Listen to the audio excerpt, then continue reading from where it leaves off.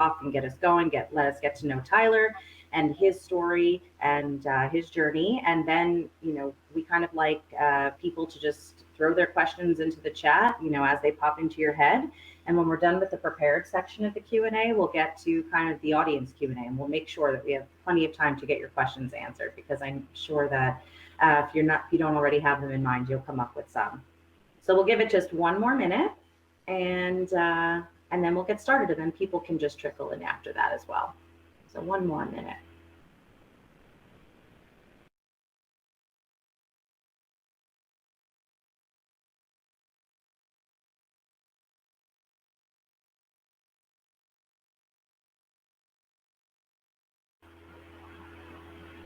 Okay, since we are a few minutes past and do have a lot of questions, both prepared and submitted by others, I want to make sure that we get started.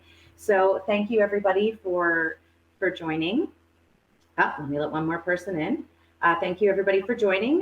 Zach, if you haven't already started the recording, you can do that now. So perfect, we're up and running. Thanks, everybody, for joining. Randeep, if your connection is working, I know you maybe just wanted to say a few words before we got going, and then I'll take over. Yeah, thanks everyone for joining. You can hear me, right? All good, okay, cool.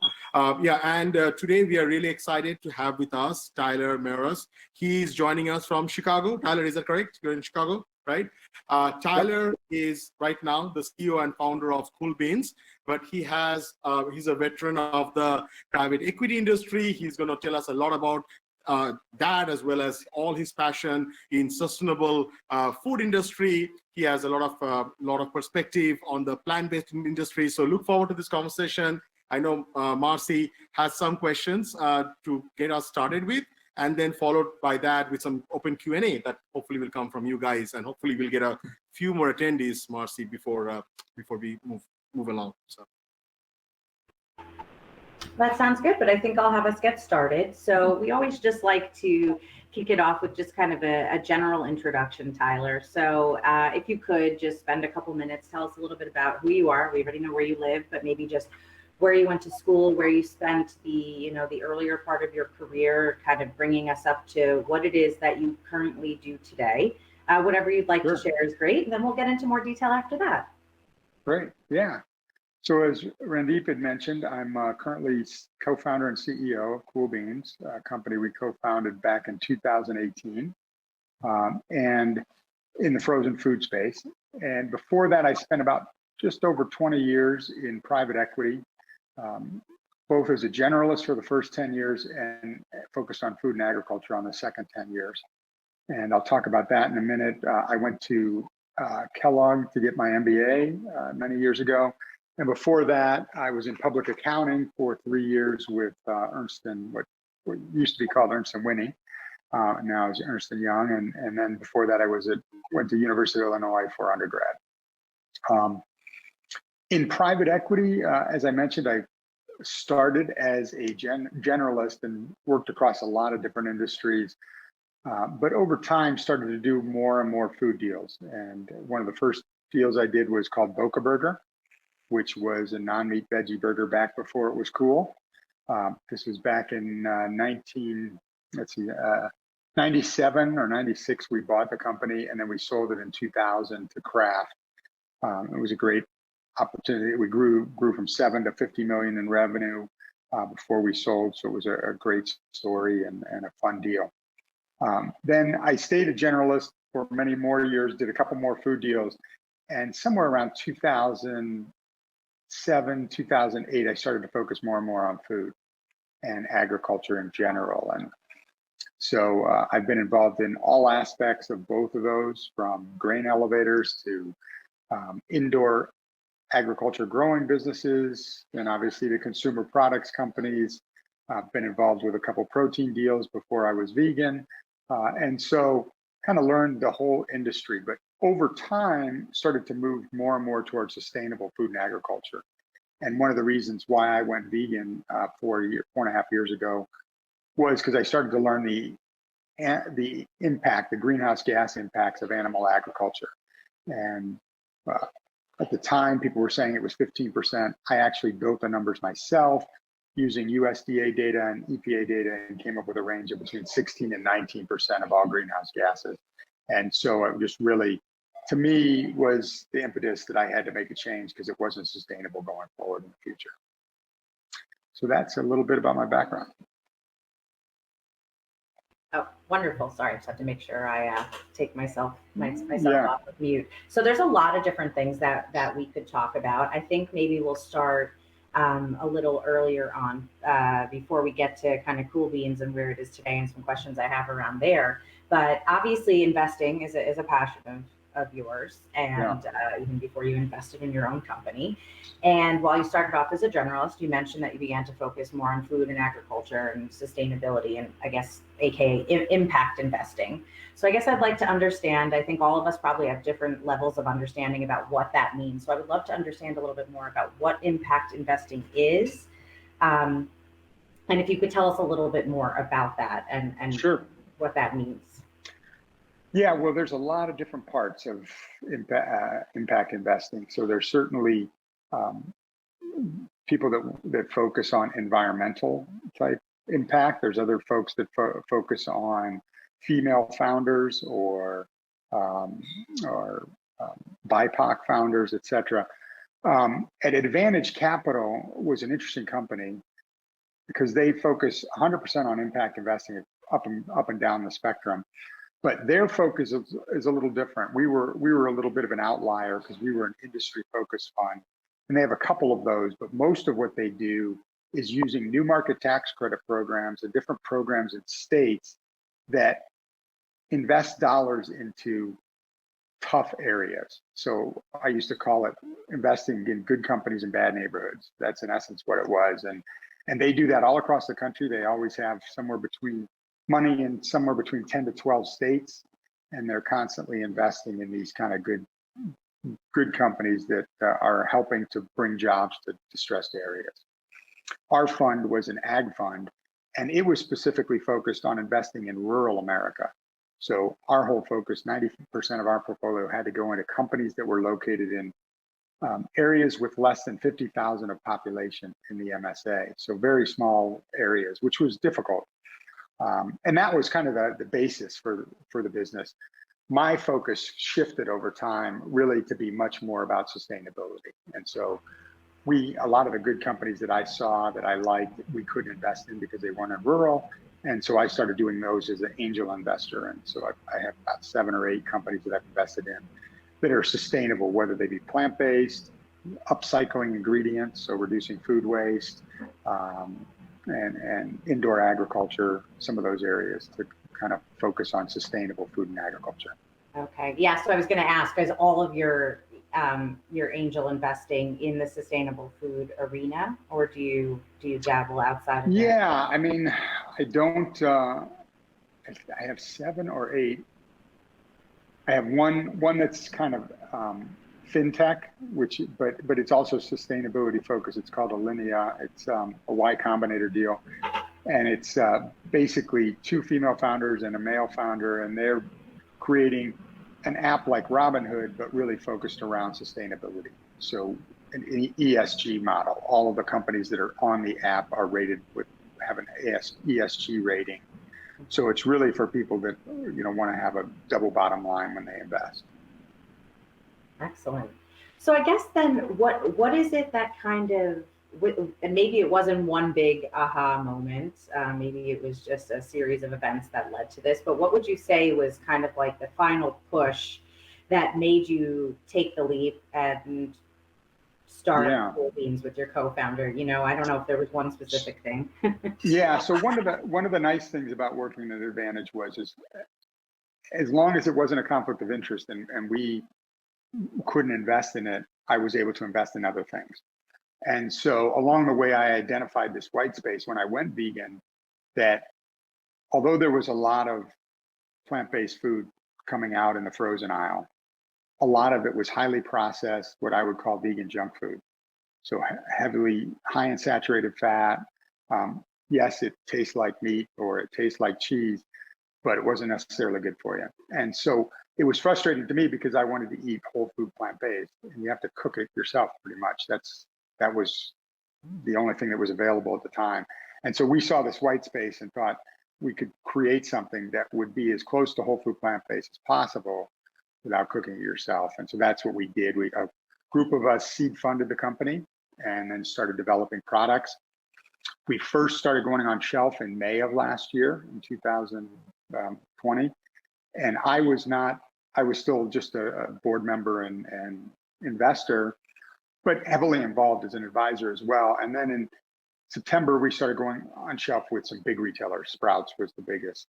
And we could see that the product was turning and we really needed to lean in. And it was a good opportunity for me because I had a founder story that was very similar. You know, I eat whole food plant-based and live that lifestyle. So it was a very good fit for me to go in full time. And that's when I joined the company to run. Yes, not all founders practice what they preach. So I feel like in something like this, it's extremely important that you For do. sure.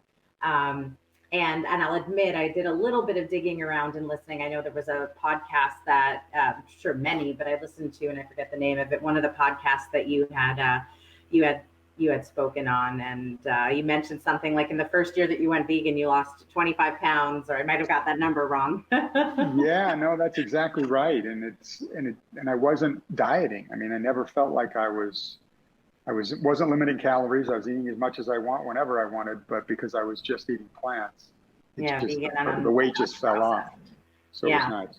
And I think that's a very big distinction. So I was going to, we have several questions I'd like to ask, but that was before you mentioned that was going to be, you know, one of my questions. You know, what do you think sets Cool Beans apart from a lot of the other plant-based players in the market? And you talked about how, plant-based does not necessarily equal healthy, right? Or unprocessed. Yeah, and if you cut open our wraps only have beans, veggies, and whole grains inside and spices. So if you cut ours open, you actually see those things spill out. Whereas if you cut out a competitor's, it's usually kind of like a mush or a stew inside. We don't have any mush. It's nothing like that. And it's very minimally processed. It's not even fully cooked. When you cook it in the microwave, you finish the cooking process. That's excellent. Okay.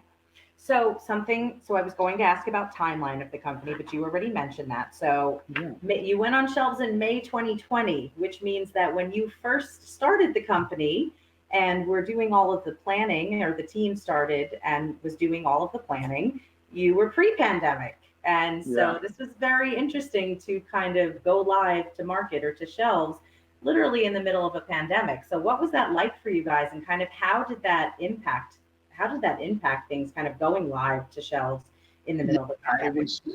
Our whole focus was around convenience. So we really, and what I was doing, I was actually making these kinds of wraps myself, and I'd freeze them and then take them to work. And that was where we thought our focus would be, that it would be a lot of millennials and Gen Z taking them to work because it's very simple to pop into the microwave at work. Obviously, we were first supposed to go on shelf with Peapod in Chicago in February. And just before the pandemic, Peapod actually decided to close the Chicago location and just focus on New York, where they have stores. Royal Ahold is the owner of Peapod. And so that was a really dumb decision on their part, because they would have killed it during COVID, but they had no idea, obviously, what was going on. So we lost our first customer before we even had a customer. And then we went out to the market to try to get customers starting in March. And that's right when COVID hit. So it delayed us by at least probably 2.5 months before we actually started going on shelves. So that was the biggest difficulty. And then we got on shelves a lot slower as a result of COVID, because a lot of grocery stores decided they weren't going to bring new products in because they couldn't even keep the products that they had on shelf. And so they just had a lot of their own problems, from staffing to stocking shelves. And so they didn't want to even look at new products. Plus, they didn't want to have anybody come into their office and bring products with them, given the pandemic. So that was definitely a slow process. But then people started committing to us in the summer, and we started really going more broad in August, September. Yeah, that's That's great. And you hit on a few things, and I feel like though that's a very good sign if you guys could essentially launch in the middle of a pandemic and still be going strong a year later. I would say that definitely bodes well for what I think the future holds for you guys. We definitely benefited too from the focus on frozen because, even before the pandemic, frozen was growing faster than other categories. But because of the pandemic, it really took off. And so we benefited from that as well. So those probably offset each other a little bit, but we definitely didn't get as many stores as we would have liked. Right. Yeah. Can you tell us, just so that we have an idea, I was planning to ask this later, but just because you mentioned some of the stores now, can you tell us a few more places that you either are right now or where you're headed next? What are some of your next targets? Yeah, so we're in about 900 stores right now, and the largest chain is Sprouts, which is 350 stores. Wegmans is the second largest with somewhere around 100 stores. And then we're in a lot of regional chains. So we're in Good Eggs in San Francisco, which is an e-commerce. We're in Lunardi's and Clark's, and up in the Pacific Northwest, we're in Market of Choice and PCC.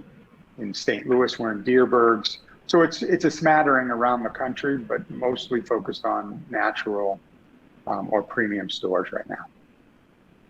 Okay, that's great. A question that I also kind of always have to ask, and I've gotten a few questions on email as well. And as Randeep mentioned, guys, please don't be shy. Put your questions in the chat. It doesn't have to be about sustainable food specifically. You've got a very experienced founder, an angel investor here, so you can ask any of the questions that you want. And before I get to, and I hope I'm not mispronouncing your name, but Mignon's question, I just want to ask before I forget, are you currently hiring by any chance as well? Are there opportunities within your company if people are interested? So we will be in the future for sure, and sometime later in the year.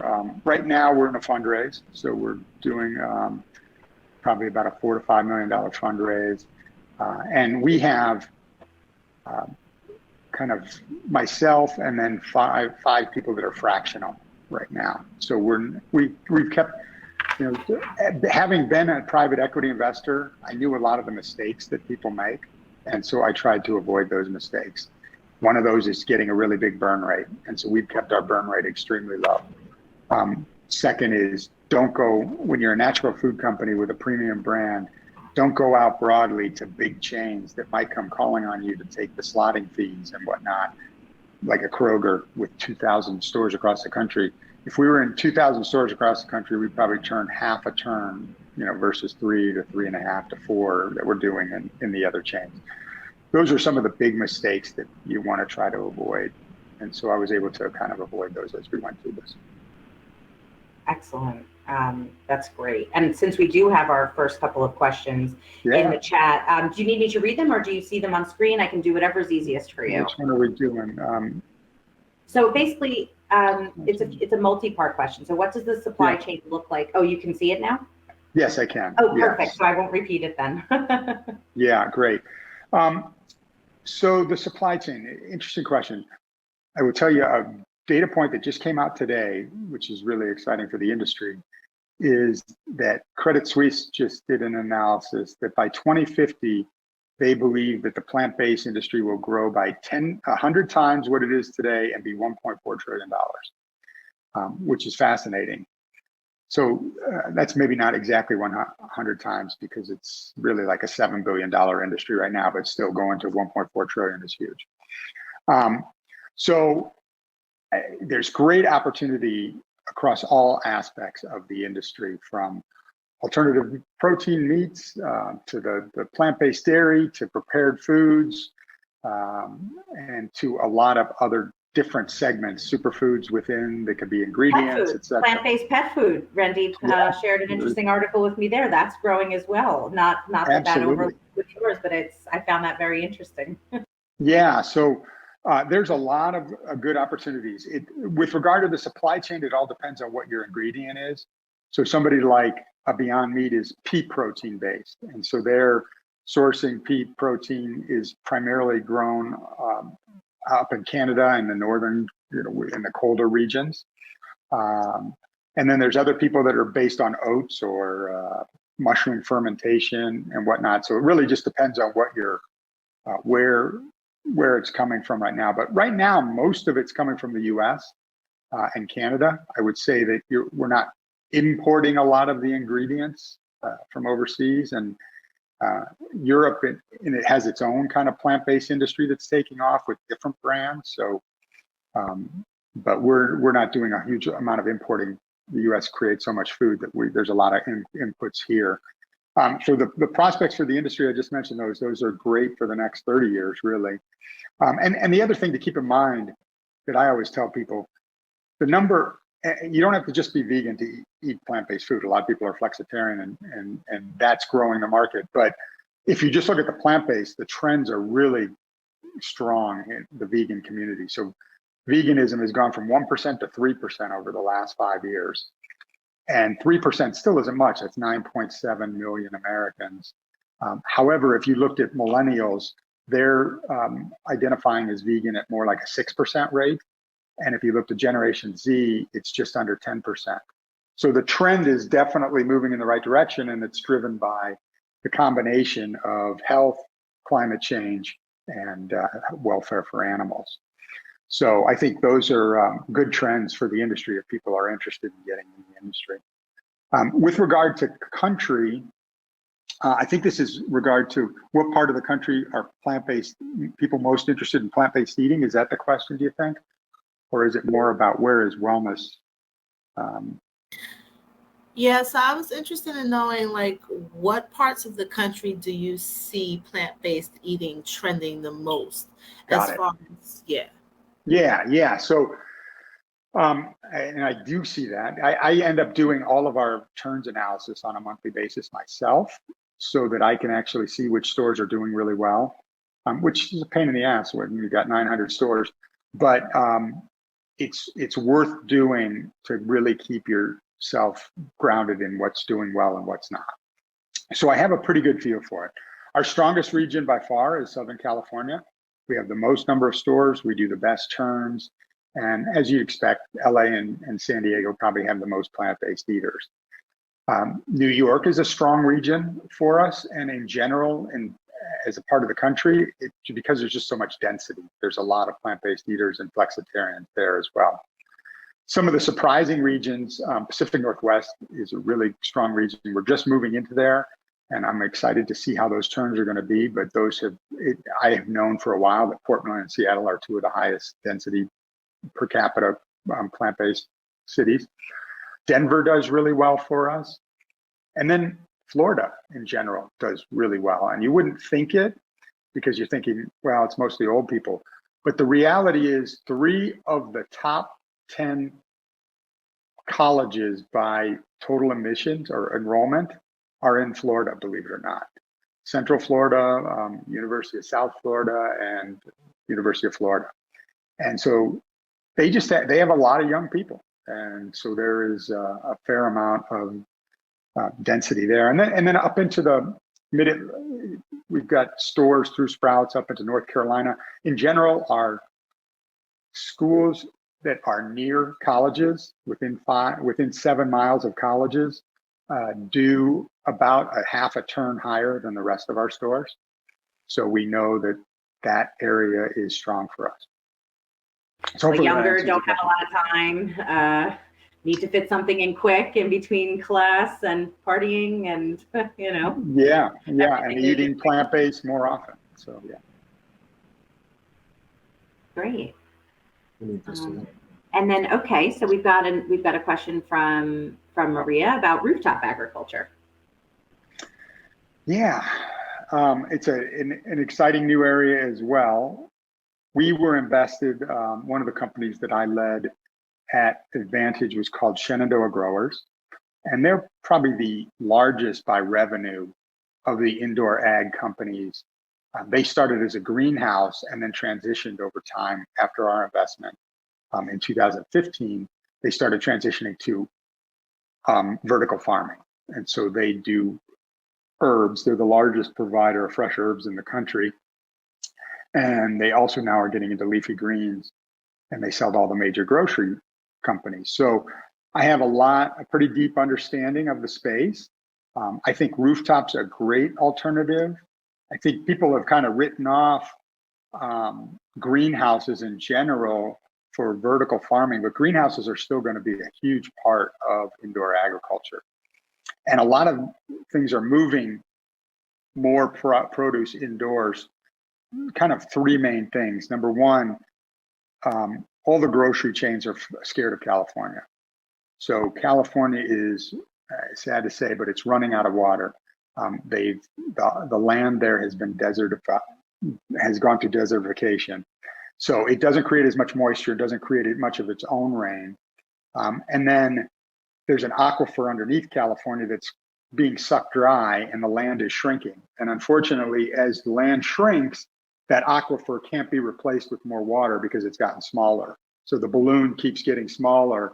And so they're not going to be able to produce the amount of agriculture that they've produced for this country over the next, 20 years. And so more and more is moving indoor. The second thing is everybody's worried about water in general. From all around the country, climate change affects water. And water is one of those things that, yes, we should be very concerned about climate change, number one, and trying to mitigate climate change. But we also have to be thinking about water and how we're going to recycle water and use it more efficiently because it's definitely an endangered resource. And then the last thing is climate change itself, because there are so much more swings in weather. And we saw it in Shenandoah. We invested in 2015, and we had looked at long chains of information showing how stable outdoor crops were. And they sourced probably 50% of their crops from outdoors. And almost like right when we invested, every year after that, we would lose crops in some part of the country and the price would spike in the fourth quarter. And it just ultimately, Shenandoah made the decision they had to move 100% indoors. And you're going to see more people do that because the spike in weather all throughout the country is going to create fluctuations in price that people can't tolerate. So indoors, so rooftops are another example. And yeah, I love what Gotham Greens is doing there. Great, thank you. And unfortunately, our next person who asked a question, Rohit, he's popped on and off a couple times, so I think he may have been having some trouble with his connection, but let's answer his question anyway, and he can watch it in the replay unless he joins back on in the next few minutes about blockchain impacting the food industry and use cases. Yeah, I think it's a great, there's several people that have started to create apps for it. I don't know that any are fully functioning yet to a wide degree, but it will be a big part in the future. Traceability is really important. We experienced this. We had invested in a seafood company, and their whole claim to fame was they could trace back to the boat where the fish was caught. And unfortunately, in seafood, one of the dirty little secrets of seafood is almost all of what is caught, even if it's caught off the Pacific coast of California or the Northwest, will go to China for processing and come back. So it's a real climate change nightmare, from just a transportation standpoint. And so to the extent that you can use blockchain to really trace everything from produce to seafood to animals, it will give people a lot of comfort, especially as we see probably more diseases, spring up in the future and want to know where it came from. So hold on, I'm curious. So Tyler, you're saying when I go to Whole Foods or any market, there's a potential that actually took a different route? That's. So if it's tuna, if it's tuna or a processed fish, if it's salmon, it probably came from Alaska or maybe it came off the coast of the Pacific Northwest. And first of all, you get fresh seafood, don't be mistaken. All seafood is frozen at some point because they catch it on the boat and they put it in the bottom with ice and it's all frozen. And then it's thawed basically and shipped somewhere to look like it was fresh, but it's all been frozen at some point. It's just a matter of how long. There's sushi chefs, like famous ones who have been on, Anthony Bourdain's shows, who will say that actually the best sushi in the world is frozen first and then thawed and made into their creations. And I remember being surprised by that. One of the reasons frozen's having such a big resurgence is because of the flash freezing methods that they use now. For that, flash freezing was invented by Birdseye himself, Clarence Birdseye, back in like the 20s or 30s. And for the longest time, it was kind of the same thing it's been all through the 70s and 80s. But then cryogenic methods were created back maybe in the 90s. And those freeze much faster. And the faster that you freeze something, the smaller the particles are of ice inside. And so they don't destroy the cells. If you freeze it in your own freezer slowly, it's going to be somewhat mushy when you thaw it out, because the ice particle cells are really big and they destroy the cell membranes. And so the stuff kind of mushes together. So that's really the difference, and part of the reason why frozen is having such a big resurgence, because it tastes good. I feel like we are getting some knowledge of life sciences and biology. I will tell everybody one of my favorite things, and I actually learned this from my father-in-law, not even from the science of the food industry, but he told me buy organic blueberries and thaw them, because I was eating blueberries every morning. Yeah, I love blueberries, but I would buy fresh. And if you thaw organic, or it doesn't have to be organic, just thaw frozen blueberries the night before in the refrigerator, and you eat them next day, you will be floored how much more flavor they have than what's called fresh. Unless you're getting it right, you're picking it yourself. Those have probably traveled for 3 weeks. They've been sprayed with chemicals so that they last longer. And they might be coming from Chile or South America, and they do not taste near as well as flash frozen fruit. Yeah, so. You're right, but nothing beats truly fresh. I'm like you said, I recently relocated from New York City to Atlanta, and I have a friend, a coworker, who happens to have, as she calls it, a little garden, which is definitely bigger than my apartment. So, but again, that's to a gardener, to somebody who's hands-on like that, that's small. And she's having a good harvest this year of raspberries, not blueberries, but raspberries. And I'm telling you, and they were small. So I was a little skeptical at first. I said, oh, these are little. This is not what I'm used to seeing in the stores. But they were actually so much more delicious than any other berries that I've had recently. So everything you're saying is like completely resonating with me. And so speaking of other tech, such as you talked about flash freezing methods, I see that, and Mignon, am I saying your name correctly? Yes, you are. Yes. Oh, good. Okay. Well, thank you for all the great questions. At the very least, I wanted to make sure I was pronouncing your name right. Yes, that's So is there any other kind of like advanced technology that you guys are dealing with, or that you see kind of a lot in the industry, or that's going to be more prevalent in the industry? Like, I know there's a term like Agritech. I don't know if that plays a role in your company. Maybe you could speak to that as well. It doesn't play a role in my current company, but it played a big role with all of our investing at Advantage Capital. And so, there are several big areas where ag tech's going to make a big difference. One is indoor agriculture. There's a lot going on there, all throughout. Everything from our product was bioponic, meaning that it grew in soil, but you can also do aeroponic and hydroponic, which is growing in water or growing in air. That's a big area. Probably the biggest impact is going to come with robotics in the field. One of the hardest jobs that we have in this country is picking fruit, because most of that fruit can't be harvested with a big machine because it would be destroyed. And so we bring in migrant workers, because nobody in the US wants to do these jobs because they're really freaking hard. I mean, you're bending over all day long and you're picking stuff, and it's a backbreaking. But there are folks from Mexico and other countries that will do this. And so we bring them in, and the farmers give them lodging and whatnot, but it's not a happy life. They make a lot of money compared to what they made back wherever they were coming from, but they don't make a lot of money by means of US standards. And so it's a very difficult job. And over time, there are a lot of companies working on harvesting systems that will be robotic, that will help to pick everything from apples to strawberries to blueberries to vegetable products. So that's a big area for sure.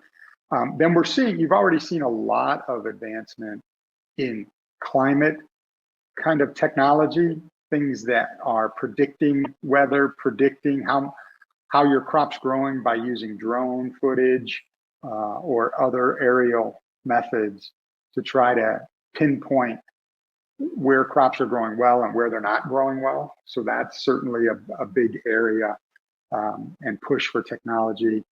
And there's a lot of others too, blockchain certainly one. But yes, definitely it will transform the industry over the next probably 20 years, for sure. Fantastic. Question. Yeah, Elvira had a question, and I was thinking the same thing. 900 stores is very impressive. Yeah, I would love to hear. Yeah, believe it or not, that's small compared to, there's something like 30,000 total doors available in the country, and probably that about just means 10, there's room to grow, like you said. Yeah, it's only there's upward, like onward and upward from here. Good stores, and then a lot of convenience stores and things like that. But yeah, so the way you get on store, there's a couple. It's a slow process for two reasons. One, all of these guys have a life cycle, like a time frame. So it takes 9 months from the point where they first start doing a review to the point where they're actually putting you on shelf. So it's a long sales cycle.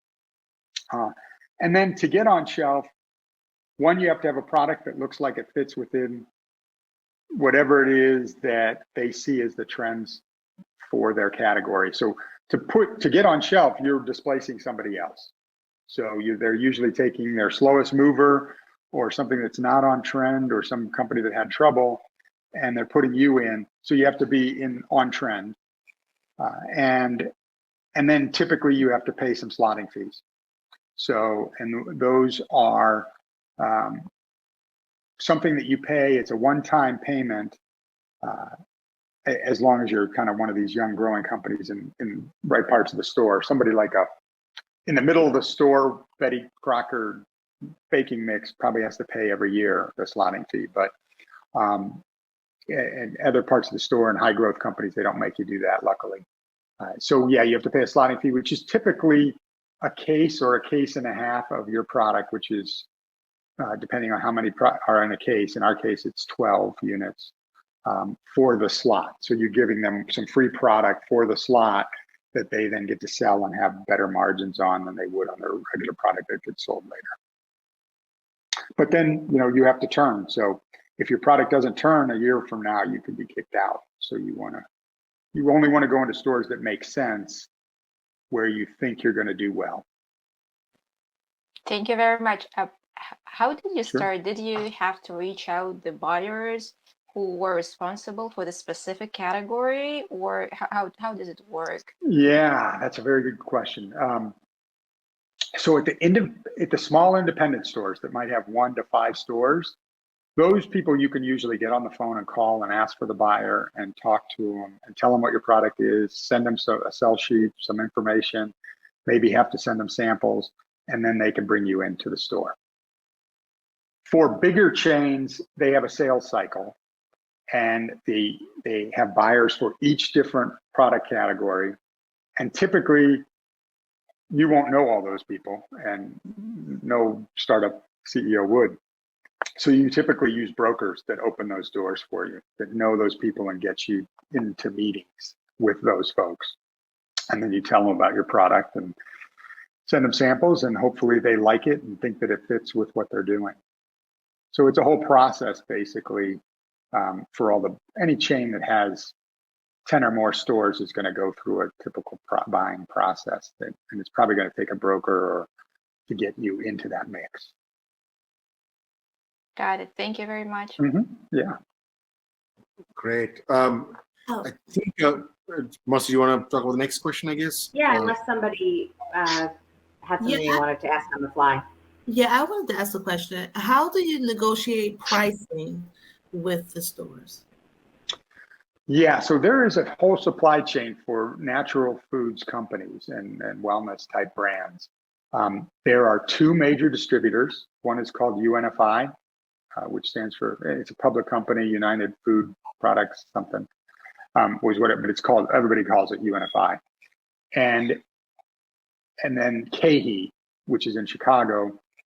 And those two basically bought up all the other small little independent distributors over time. And so they control the natural food industry. So if you want to go into Whole Foods, you have to go into Whole Foods through UNFI. So you may call the local regional Whole Foods, you might find the buyer for the region in the Midwest, and they may agree to take you into their stores. But to do that, you've got to enable UNFI in order to go through to actually distribute to their stores. KeHE then is the one that you'd have to go through to do all the sprouts. And so each chain has a different natural food distributor that they work with. And so a general rule of thumb is the sales price that you're going to receive is going to be probably half to maybe 40% of what the retail shelf price is going to be because of the distributors in between. So if your product sells for $3.99 at shelf, your price to UNFI or KeHE might be $2 to make it work because they have a margin they need and then the retailer has a margin that they need. And so that's kind of how you rule of thumb to figure it out. Okay, thank you. Mm-hmm. Cool. Thanks so much. Yeah, did you have another question, Randeep? Or I was going to I was going to say, you want to pick up Ujwal's question to change up pace? I think he's asking about competitors. Yeah, absolutely. Yeah, so we're in the handheld category right now. We ultimately want to be a family of whole food plant-based products. So we want to have products in other parts of the frozen aisle, bowls and breakfast items and whatnot. But right now we're just handhelds for kind of dinner, lunch wraps. And our competitors there, on the plant-based side, the three main competitors would be Amy's, Sweet Earth, and Alpha Foods. Now, Amy's and Sweet Earth are vegetarian companies. They're not vegan. So they have cheese in some of their products. They have fake cheese in other of their products, and they have fake meat in a lot of their products. So we consider that to be highly processed. Alpha Foods is a vegan company, but they're on the ultra highly processed side.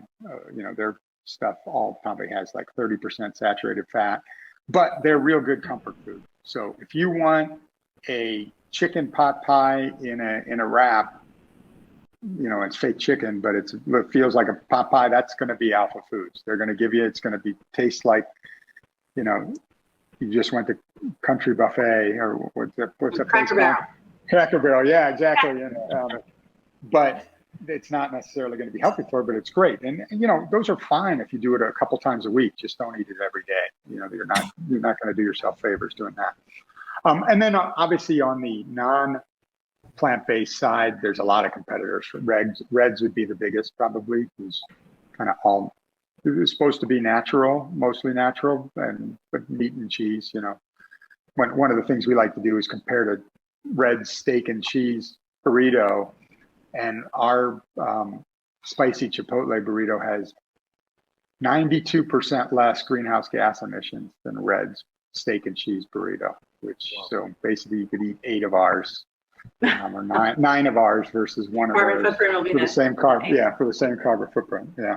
So it almost sounds like what you're describing then is there really is nobody who is truly there is nobody that does whole food plant-based. Yeah. Amy's would be the closest, but none of their stuff is really, again, they have cheese in some and they have fake cheese in others and fake meat. Yeah. There's nobody that's doing whole food plant-based, and that's what we saw as the opportunity really to create this family. And not everybody knows what whole food plant-based is. People that are vegan know what it is, but more and more people will learn about it. And the keys we're focusing on is We make food from whole food ingredients that's minimally processed. And everybody can understand that. So when I was writing, like Amy's was the first, because from what I have seen in the grocery aisle, Amy's has always stood out to me. And I'm personally vegetarian, so that's what I was go for a frozen food, frozen brand. That's where I go to. So Yeah. what I'm saying, like, so you have two problems. Like one is obviously new product, but there is an education part to it also. Like how do you people realize what your offering is like different than what other competitors that you mentioned are? So right. Well, the number one thing we go for is taste. So against an Amy's or a Sweet Earth, we think we beat those guys on taste dramatically. Alpha's a little bit different animal because they're all focused on taste. They don't care what their ingredients are. They're just, it's vegan and it tastes great. So they're but they don't care what the nutrition label looks like. But when you think about an Amy's, because before I made these, I would eat Amy's gluten-free a la mater wrap, I think is what it's called. And it's okay, but it's pretty tasteless, and it's and they're all their things they've got a bean and rice one, and they just don't have a lot of flavor. So we went heavy on spices and heavy on flavor. It doesn't mean they're all spicy hot, but they all have a flavor profile. Like Moroccan Gold has no heat level, but it's got a very unique flavor profile that's sweet and savory because it's sweet potatoes, millet, and kidney beans. And it's a great taste, but very different than you would get from anything else. So that's where we really try to differentiate. Number one is on taste. And then number two, we're a 100% vegan company. So only Alpha can compete on that. Well, Diet too, but they're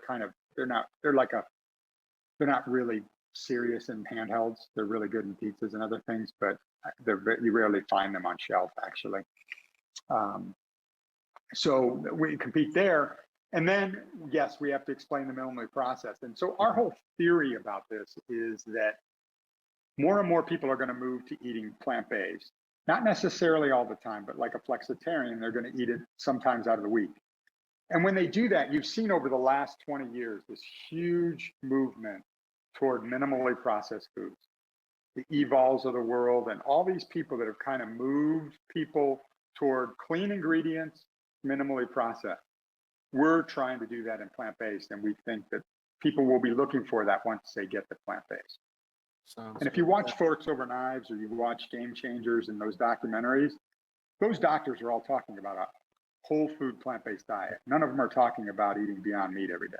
Yeah. Right. The Beyond Meat burgers, right? So just to change a little bit of the questions again, keep it diverse. I know, Kashmala, you have a question. Do you want to ask it in real time? Sure. So, Tyler, you've obviously have a lot of experience in investing in companies or looking at companies. What would you say would be the most common or your most go-to thing that you look for in companies, or what convinces you in the end for that startup to be the one that you would invest in? Yeah, very good question. I would say it's a few things. So number one, you have to have a differentiated product niche in a market that's really big. I think that was typically something that we would look at.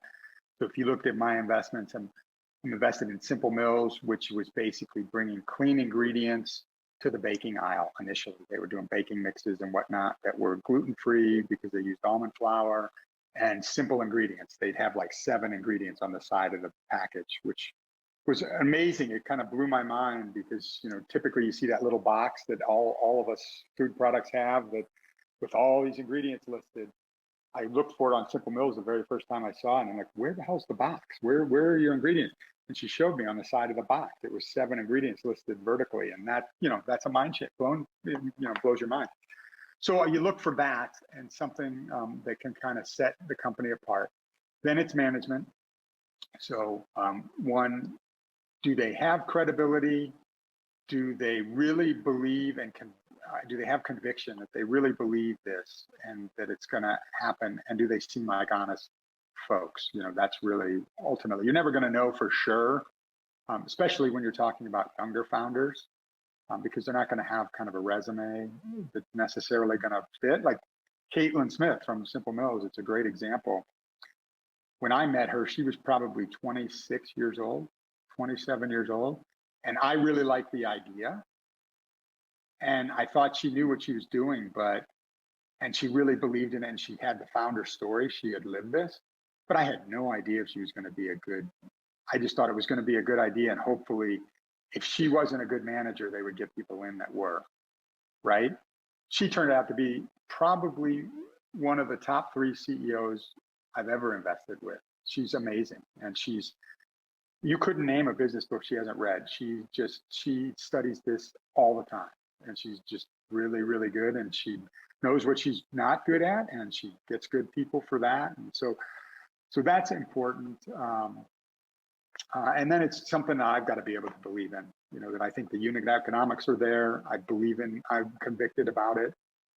I used to invest more broadly, and over the last 10 years, I've just stopped doing that. If I don't believe in it, I'm not going to invest in it. So, yeah. Great. Thank you. Makes sense. So we probably only have time for a couple more questions, and I know we're jumping all over the place, but this is great. I love seeing the variety of the questions. Now we have one from Carlos about the R&D process. How long does that take to develop a new flavor? And yes, if you're allowed to share, what is the next flavor in the pipeline? I was kind of wondering the same thing. Yeah, we have 2 new flavors coming out this summer. One is called Sesame Ginger, which we think will probably end up being our number 2 SKU behind tikka masala. And then the other one is Tuscan Basil, which is kind of a tomato basil, so Italian flavoring. We had a 3rd SKU we developed, which was a hardy mushroom kind of a thing that kind of tasted like stroganoff to me, but it was a little polarizing. I loved it, but other people, not everybody loved it. So we decided to go with these 2 flavors. But yeah, so the process, in our case, it's not a real long process. I would say it's probably like 4 to 6 months, because you first kind of decide what you want to do, where you want to try. Our food scientist, Maggie Sadowski, then will bring us, 10 different kinds of things that fit within that. And then we narrow it down to maybe 5 or 6. We retry it. We change a couple things. We just keep figuring it out. And then once you kind of have a product that tastes where you want it to taste, then she takes it and figures out, okay, can I source these ingredients from an industrial standpoint? And then she buys those ingredients and makes the product with those ingredients to make sure the taste is the same. So and then after that, you start the packaging and those kinds of things that you have to do. And you have to test each one for cooking to make sure that the time matches the others. So there's a lot of different steps that you have to take, but ultimately it's probably 6 to 9 months to have a product that you're ready to sell. And then of course you've got to sell it, and it's a long process to get into the market after that. Right. Well, I guess that kind of segues nicely, maybe just to the last question, talking about getting into the market. What are your primary avenues, or where are you spending the most of your time with your marketing resources these days? Yeah, so when I came onto the company, my whole focus, or main focus, is velocity. And that's the other thing that mistake people make, is they get more enamored with the number of doors that they're in versus the velocity. And to me, that's the most important thing. If I can turn really fast in a decent number of doors, I'm going to be able to raise all the money I need. I'm going to be able to get onto all the other doors I want. It's all about being able to turn. So I kind of joke that I'm the velocity czar at Cool Beans. So that's why I calculate it each month. I want to know exactly what stores are doing well. I know which are our top 100 stores, and that's really critically important. As far as getting the message out, then the other thing that I'm all about is brand awareness. So I'm doing a lot of podcasts, which you obviously saw one. We're doing a tour. We hired a firm. So I had a bunch of contacts in the vegan space and got on a bunch of those podcasts. And then this other group is helping us to get into wellness podcasts. And so that we can just develop brand awareness so that people will know to go look for us. And then we're doing digital sampling. Normally you would do sampling in the store itself. That's all been put on hold as a result of COVID. And I'm not sure when it'll come back, but I'm not sure how much we'll go back to it either, because we've discovered digital sampling. And digital sampling, there's two companies that I know of. The one that we use is called Social Nature. They're out of Vancouver. I think it's socialnature.com. But what they've done, and it's a cool thing to join, they've done this, built this huge cohort of 600 to 800. They used to be 600,000. I'm sure they're closer to 700, 800,000 people now across the US that want to try products.